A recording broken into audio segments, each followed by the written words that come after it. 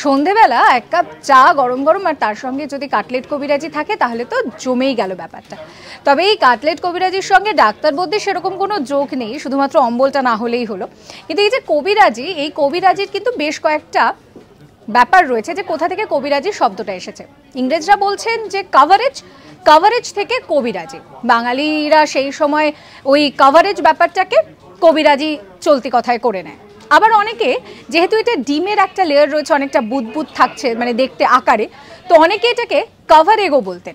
এবার এর সঙ্গে রবীন্দ্রনাথ ঠাকুরেরও একটা যোগ রয়েছে। রবীন্দ্রনাথ ঠাকুর যখন বসন্ত কেবিনে গিয়েছিলেন তাকে কাটলেট দেওয়া হয়, সেটা তার মোটে ভালো লাগেনি, শক্ত লেগেছিল।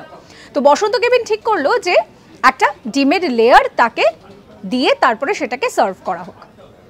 সেইটা খেয়ে কিন্তু রবীন্দ্রনাথ ঠাকুরের বেশ ভালো লেগেছিল, কবি রাজি হলেন সেটা খেতে, আর সেখান থেকেই এলো কবিরাজি।